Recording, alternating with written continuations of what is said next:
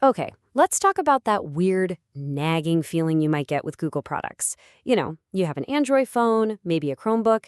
You know they're supposed to work together, but the names feel like they're from completely different companies. Well, today, we're going to try and solve that naming puzzle and figure out why it all feels so off. I mean, really, have you ever stopped to think about it? Android, Chrome OS, Chromebooks, they all play together, but they just don't sound like they're on the same team, right? If you've ever felt that little bit of confusion, that disconnect, trust me, you are not the only one. This quote just hits the nail on the head, doesn't it?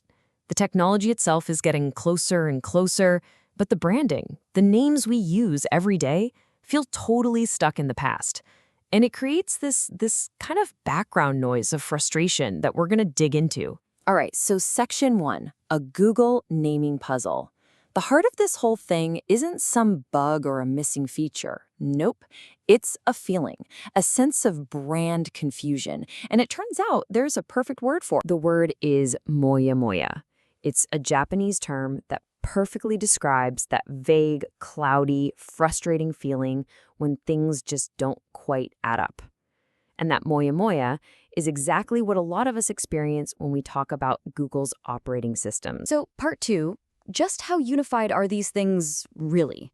I mean, to solve this puzzle, we have to look under the hood first. Are Android and Chrome OS basically two different planets, or are their orbits getting a whole lot closer? Well, the evidence for them coming together is pretty overwhelming. You can run your Android apps right on your Chromebook. Google's pushing developers to use tools like Flutter to build for both platforms at the same time. Heck, even the settings menus are starting to look like identical twins. And behind the scenes, a system called Arc is literally merging the two. So yeah, technologically, they are absolutely on a collision course. But, and this is a big but, it's not a full merger. Not yet. Deep down, their core structures are still different. Chrome OS is built on this Gen 2 Linux foundation using containers, while Android is, well, it's its own unique thing. And then there's this project looming in the background called Fuchsia OS, which might be Google's real shot at a truly unified system one day. So they're close, but they're not the same thing. Which brings us to section 3, and the core of that moya moya feeling. If the tech is getting so close, why on earth do the names feel like they're miles apart? The answer, as it so often does, comes down to one thing: marketing. See, Google's strategy has always been to aim each brand at a very specific market. Android is the undisputed king of smartphones. Chromebook, powered by Chrome OS, is the go-to for the education market and for simple, lightweight laptops. Keeping the names separate helps maintain that focus. But for us, the users who live in both worlds, it just feels messy. All right, section 4, a lesson from Apple. To really feel how jarring Google's approach is, you just have to look at the company that has absolutely mastered brand simplicity. The difference is, wow, it's night and day. Just think about it for a second. iPhone, MacBook. The names are so clean, so simple, so immediate.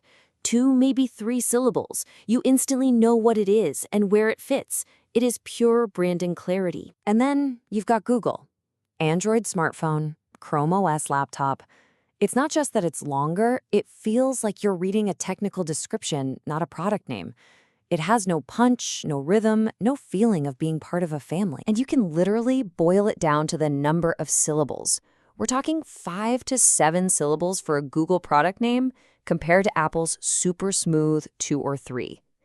That extra length isn't just a mouthful, it's like a tiny mental hurdle that makes the products feel clunky and separate before you've even picked them up. So that brings us to section 5, reimagining the Go family.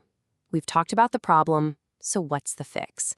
Well, the source we're looking at today has this really fascinating and honestly brilliant idea for a total rebrand that could just wipe away all that moya moya for good. Check this out. What if Google just leaned into the nicknames that people already kind of use, like calling Android Andy? So an Android smartphone becomes an Andy phone, which could then be officially branded something like a Go phone or Pixel phone. A Chromebook becomes an Andy book, which would officially be a Go book. All of a sudden, it's intuitive, it's simple, and you instantly get that family connection. Let's just put it to a quick test. Say it out loud. Before you have MacBook versus Chromebook. It's fine, but a little clunky. Now try MacBook versus AndyBook. You hear that? It has a rhythm. It sounds like a real competitor. Same thing with iOS versus AndyOS. It just clicks. It sounds right. Okay, section 6, your final takeaway. We've walked through the problem, the cause, and a really cool potential solution. So what's the one big idea to walk away with from all of this? It all comes down to this. The technology is living in the future, but the naming is stuck in the past. Google's engineers have been building these amazing bridges between their platforms for years, but it feels like the marketing team just hasn't drawn the new map yet. And that gap, that disconnect, is where all the moya comes from. And that really just leaves us with one final thought to chew on.